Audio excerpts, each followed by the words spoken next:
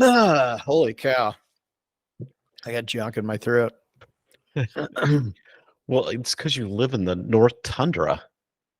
Yeah, pretty much. I mean, and it snowed 10 inches, and I'm sure there's like some sort of permafrost bacteria probably growing, and it's reached my lungs at this point. I pretty much, I can't see my way out. Those of us that play golf, you know how your golfing buddies are. They've already messaged me today. And so it's 34 degrees. There's still snow on the ground. And of course, I get a message at 1 p.m. Hey, I'm on the first tee. Where are you at? And I'm like, yeah, I'm at home where it's really nice and warm, but that happens. It happens no matter the weather. This banner will go on until, our very expensive quarter a hole golf game continues because, we play for big bucks. I mean, we're chiropractors. I mean, well, I am. These two aren't, but I am. So I'm loaded to the hilt. So we play for a quarter. Yeah. I love it. I love it. Well, I went outside this morning and by the way, it's like 85 degrees here. It's beautiful. And I hate you. I know, right? We must have had some wind last night or something because there was palm tree debris all over my yard. So I'm out there at sunrise picking up palm tree debris. And I'm supposed to feel sorry for you because you had palm tree debris. I don't have any palm tree debris. I can't even say that. It is kind of hard. Here's the funny part. I noticed I've got a palm laying on my roof. And so I gotta get up there this weekend and pull that down. Well, don't injure yourself. I will even act serious for about 2 seconds. Don't hurt yourself. Thank you. Hey, do you think we should do a podcast? Hey, that's not a bad idea. I think we probably got a couple things to talk about, I'm sure. Let's do it. Yeah.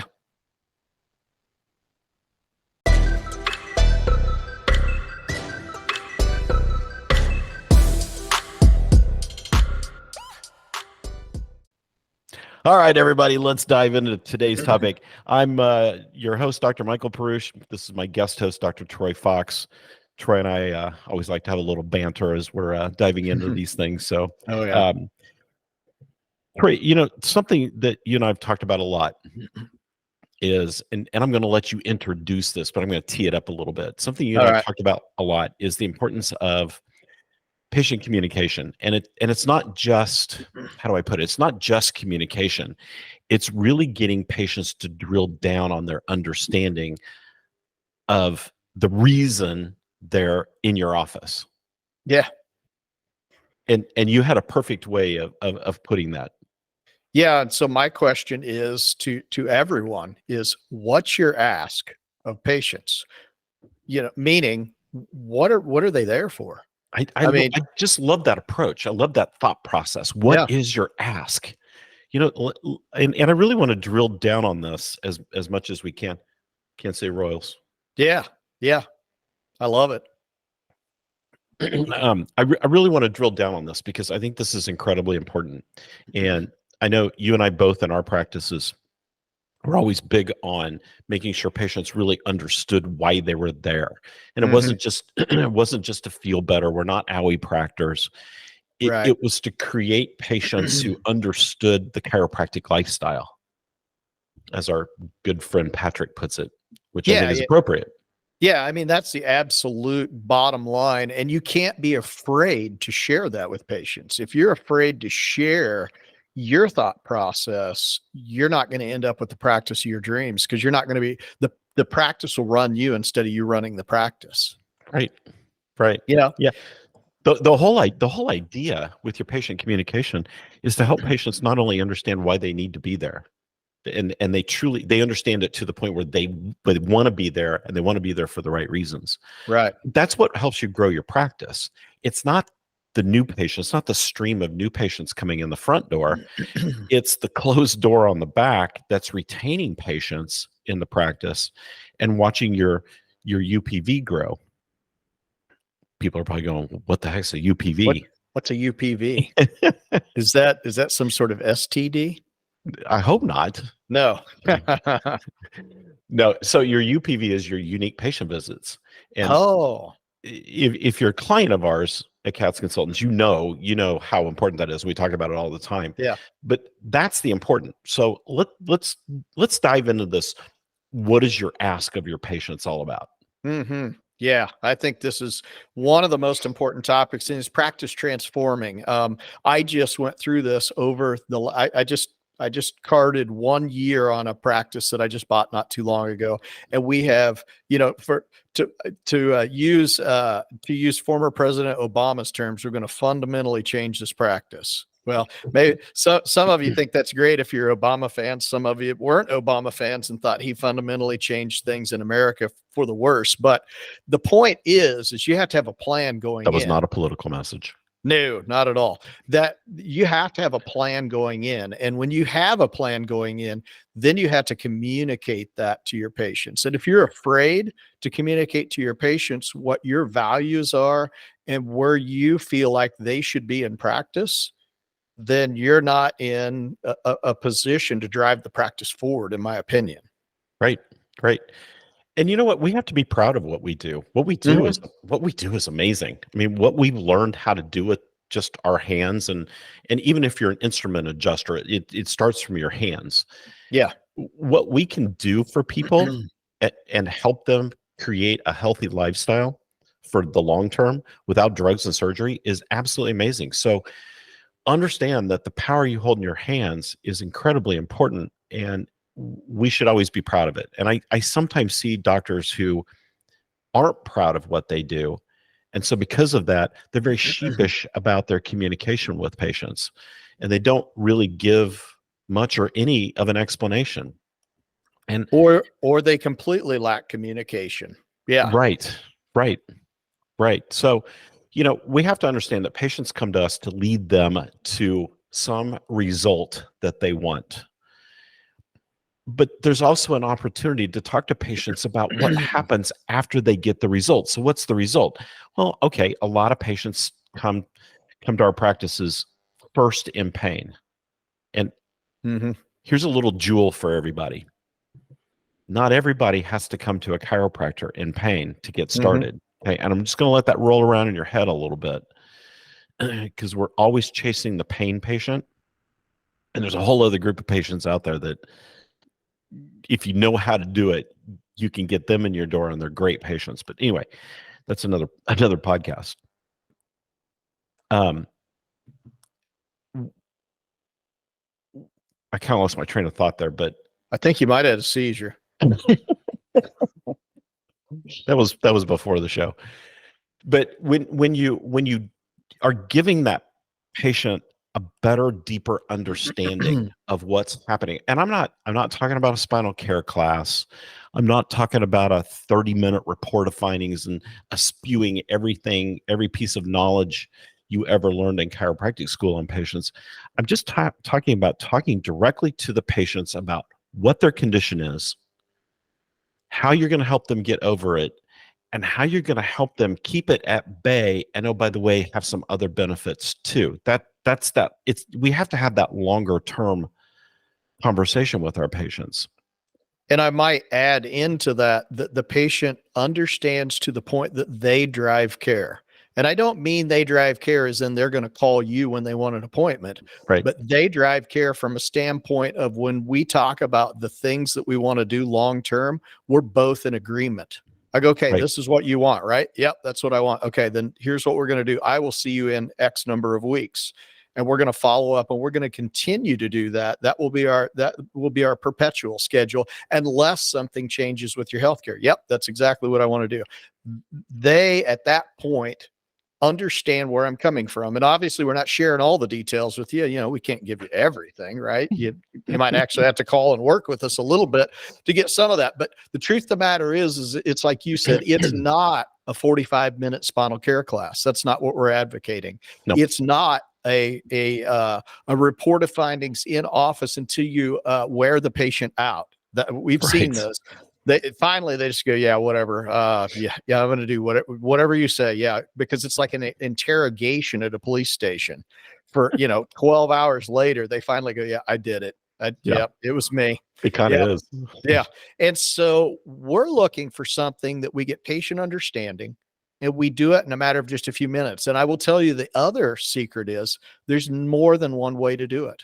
Yeah, there Meaning is. that we're going to be debuting something here in the near future where we're going to give 4 different examples, at least 4 different examples of how we all reach that goal of patient understanding for long term, for them to understand why they need care long term and not just the short term pop and go fix.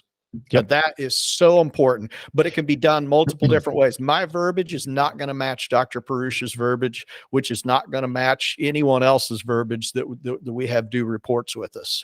Right. No, it's the basic structure. You put your own words to it. Mm-hmm. I want to go back to something you said a minute ago. Here's a quick message from our sponsor, Katz Chiropractic Business Advisors.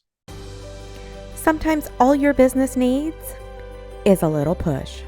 Katz Chiropractic Business Advisors, we help make your business better. Patients are directing care. We lead care. We're the doctors. We lead care. Patients come to us to be their leader. But what Troy's talking about, I'm going to give you an example because I saw this phenomenon happen in my practice. I would tell a patient, I'm just making up an example here, but I would tell a patient, why don't you come back in 4 weeks? That's probably pretty good cadence. Yep. And then every time those patients came in, I would ask, when did you start feeling it again? And they would always say, oh yeah, about a week ago. Great. But why don't next time we come in 3 weeks? And when they come in 3 weeks, I'd ask, when did you start feeling it? Yesterday. Great. Let's try 2.5 or even 2 weeks. And let's finally get ahead of it. And then here's what happened. When I would get them just ahead of the symptom coming back, you know what they would tell me? Doc, can I come in every week? Holy cow, talk about a practice builder. They're telling me they want to come in every week. That's what Troy's talking about. What he's talking about, they wind up directing care and they want to come in more frequently. Well, and they didn't understand when you told them 4 weeks. They had no understanding of what they were supposed to feel like at 4 weeks. Am I supposed to feel fantastic? But most people just go, well, he said 4 weeks. Right. And then when we ask the question, how did you feel at 4 weeks? Well, it came back about a week ago, or it came back a day ago, or whatever. At that point, that's the time to fine tune care. Now, there are going to be some patients that just are adamant, I'm going to come in every month. Hey, it may be a financial thing. And you know what? They're going to come in once a month. Great. But when they're still directing care. Yeah. But when we get to that point of where they start telling us, you know what, doc, I think it makes sense. And I had one this morning that dialed back from 3 weeks to 2. She said, I just feel so much better when I come in every 2 weeks. Why not? And I said, absolutely, why not? And you're in charge. I have 2 rules for my patients. Rule number 1, you're in charge.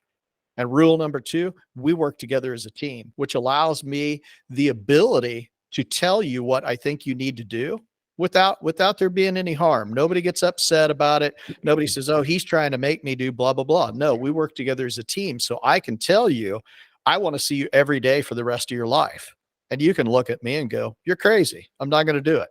I will, however, come and see you once every 2 weeks or whatever. Yeah, but it is, you should be in that situation where your patients, where you're a trusted advisor.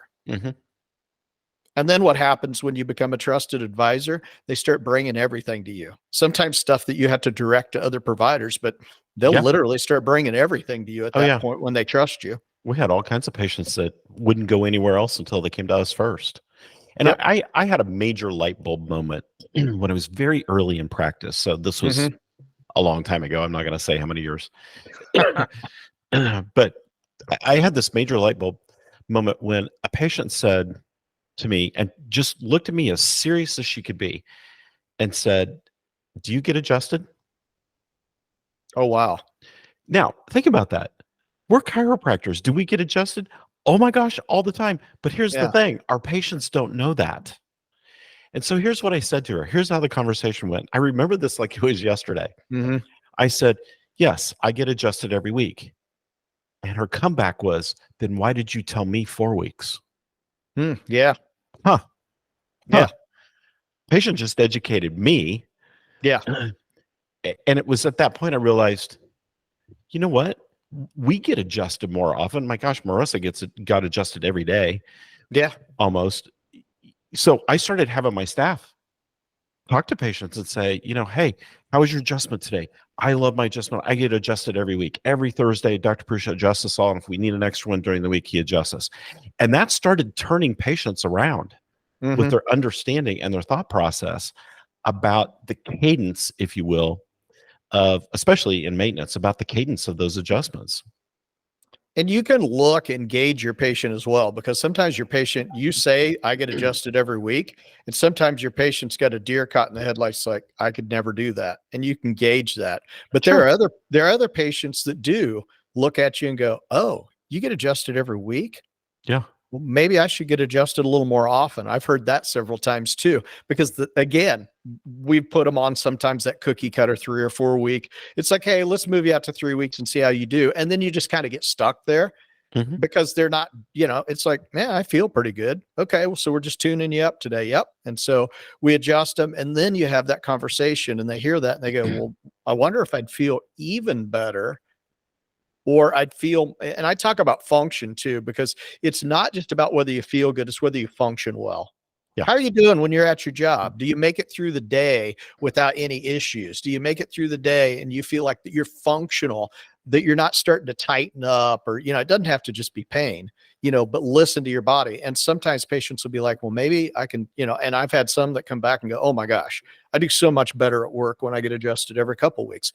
So yeah, there is the talk that you're having with patients, but here's the key. We've skipped forward, but here's the key.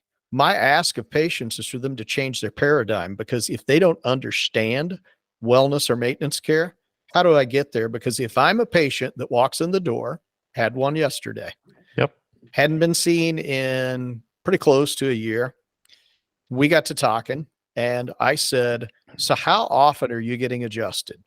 And I live in a small rural area where people are driving 30 to 40 miles to come see me. So sometimes I hear, well, about once a year. And I'm like, whoa, really? What benefit do you expect to get from getting adjusted once a year? That's my first question. And then we go from there, and we talk to a point of where we actually discuss what happens in the human body, what happens over a lifetime of detrimental care to your spine, what happens. Right. And then we start talking about what could we do to shore that up a little bit. An insurance policy per se for you. It doesn't mean you're not going to have an acute episode, but what can we do to shore this up for you? And I'll guarantee you, the majority of the patients that you talk to, if they have any inclination at all of getting chiropractic care, once the light bulb comes on and they gain the understanding, they go, Doc, what do you think about this? Or, yeah, I'm going to go up front and get scheduled for this right now. And then we go from there to perpetual scheduling and all the other cool things that we do that, I had a patient today come in and I said, hey, have we got your next appointment set up yet? Yeah, I went ahead and set up for all of 2024 already. Yeah. So you Absolutely. end up, and you know why? Absolutely should be doing that. Because that patient wanted her preferred time. She wanted her preferred time, and she doesn't want to have to stand at the front and pull her calendar out. So there's so many moving parts to this that we could talk for weeks, but it's that paradigm shift. How do we get a patient in a matter of 2 to 3 minutes to understand? And I will give you a little hint. It's not about telling the patient less and dumbing down what we do with patients. They have Dr. Google, right? So they're already reading this. It's about being very specific and using your spinal anatomy and your neuroanatomy to get patients where they need to go. Yep. But doing it in a way that they understand it. So I don't dumb it down at all. I actually get into some very in-depth things with my patients, but I do it in a way that they look at me and go, whoa, nobody ever told me that. Well, that makes perfect sense why we need ongoing care. Boom. And at that point, then, and the thing is what I've just done for that patient is I've created not a lifetime patient for my practice. Here's what I get out of this. And this is what's important to me. And this is why I'm here and why I do what I do for you guys and for my patients. Here's what I get out of this. I get a patient that actually has a functional spine that has a good chance. Doesn't mean it's always going to happen, because we've had patients that have had blowouts that are on maintenance care. Mhm. Oh my gosh, it's not very fun when it happens. But if they understand the whys in the hows, they're going to understand this. They created an insurance policy to not just insure, but to have greater odds that they're going to be functional at 75, 80 years old. Yep. And that's really the whole goal. It's the whole goal. Yeah. And when Yeah. when you're 30, it's harder to see than when you're 50 or 60, but they can see it as well. And I will say that a lot of my 30-year-olds are super smart patients that when I lay it out, here's what you need to do long term, they go, absolutely, I'm going to do it. They are very conscious about making sure they don't end up like their parents. Yeah. You know, Yeah. it is what it is. And it's not hard to point these things out very quickly to patients too. Yeah. You know, and so the ask is we're asking them to make a paradigm shift, to Mhm. go from treating symptoms to lifelong care that has true value in Yes. keeping them away from developing symptoms, or at least as much as possible. Yeah. So I'll give you one little tidbit that I use with patients. I tell them you can change the tires under your car, put new shocks on it, and change the oil, and you're still going to have a water pump go out. Yeah. It just happens. I mean, you know, as we age, there are going to be things that fail, and even with the best care, our cars still sometimes require more than maintenance. Sometimes they require repair. It is what it is. exactly. Yeah. And And the human body's really no different than your car. No, We no, can handle a lot more miles than your car most of the time, but yeah. you know, we still need maintenance. Yeah, absolutely.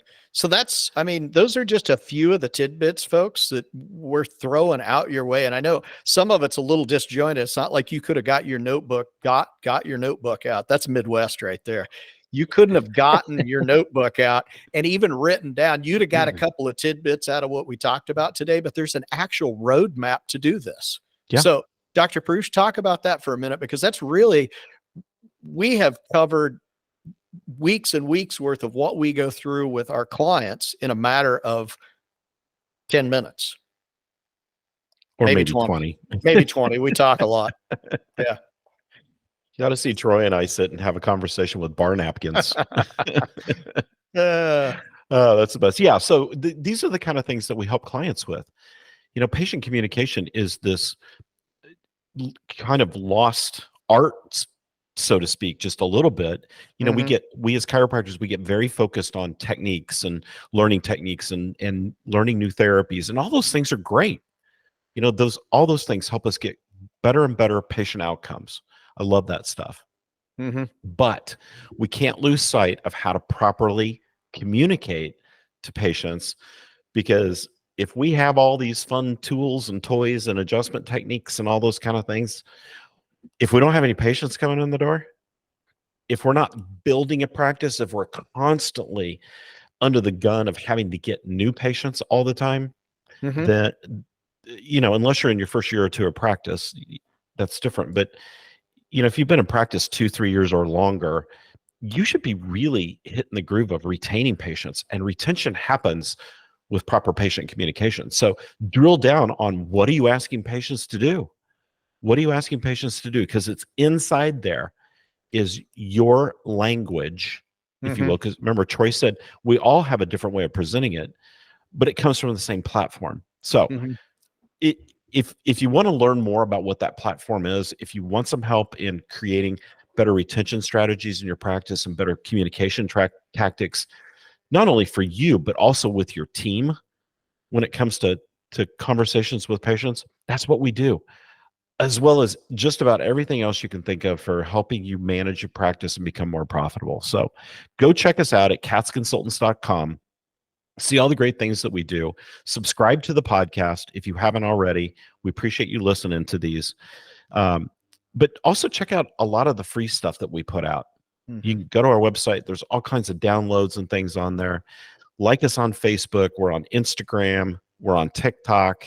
We're on, I don't even know what else is out there. How about that? But go check us out. You can even have a chance to come to some of our live events. We do these amazing virtual seminars, so you don't even have to leave your office or your home, and you can do them with your team. So we do a lot of team building stuff, because docs, I'm speaking to you right now. It's not just about you. Your team your staff need to be your success partners. And when it comes to patient communication, they need to be mirroring what you're saying. And that's one of the things that we teach them. So, whew. You ask me what we do, and it's like asking me what time it is. I'll tell you how to build a watch. Yeah. That is so true. But you know, sometimes we get in that position. We start pulling at threads when we talk about different topics. I thought you're getting ready to do shadow puppets or something. I was. But we'll save that for the next podcast. We'll turn off all the lights and do shadow puppets. But I'll wait for that one. yeah, exactly. But we pull so many threads when we talk about things. That's why sometimes having somebody to work with can drive you in different directions, because we're not this erratic every day. We're just trying to get a lot of information to you, but we can push you down one path at a time so you actually master each one of those. Mastery is a big thing that Dr. Perusich and I both talk about, because it's very important in your practice that you try to achieve mastery. Absolutely. You know, I think Jason and Travis Kelsey should have us on their podcast show sometime. Absolutely. I think we could match banter with them. I think so too. All right, everybody. Yeah. We, as always, appreciate you listening to the podcast. And thanks for subscribing. Thanks for listening. Thanks for checking us out. So from all of us here at CATS Consultants and the KC ChiroPulse podcast, we appreciate you listening. We'll see you next time. See ya.